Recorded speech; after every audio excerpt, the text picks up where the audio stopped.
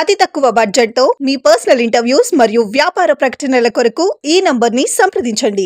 దివాన్ Singh Dhillon alias దివాన్ సింగ్ కాలాపాని అండమాన్ లో స్వాతంత్ర పోరాటంలో పాల్గొన్న ప్రముఖ వీరుల్లో ఒకరు. పోర్ట్ బ్రెయిలర్ లోని ఇండియన్ ఇండిపెండెన్స్ లీగ్ ప్రాంతీయ విభాగానికి అధ్యక్షుడిగా పనిచేశారు. 1920లలో భారత స్వాతంత్ర ఉద్యమం సహాయ నిరాకరణ ఉద్యమంలో పాల్గొన్నారు. దివాన్ సింగ్ 1897 మే 22న పాకిస్తాన్ లోని సియాల్కోట్ జిల్లాలో జన్మించారు. 1919లో ఆగ్రా మెడికల్ ఇన్స్టిట్యూట్ నుండి డాక్టర్ డిగ్రీ పొంది భారత సైన్యంలో వైద్యుడిగా చేరారు. రావల్పిండిలో విధులు నిర్వహించారు. 1920లో మహాత్మా గాంధీ సహాయ నిరాకరణ ఉద్యమంలో పాల్గొన్నారు. లాహోర్ లో నివసించే రోజుల్లో ఖద్దరు ధరించటం ప్రారంభించి విదేశీ వస్తువులను వాడటం మానేశారు. 1921లో బ్రిటిష్ పాలన వ్యతిరేకంగా ప్రసంగించటంతో అరెస్ట్ అయ్యారు. సాక్ష్యాలు లేకపోవడంతో విడుదలయ్యారు. 1927లో పోర్ట్ బ్రెయిలర్ కు సివిల్ డాక్టర్ గా నియమితులయ్యారు.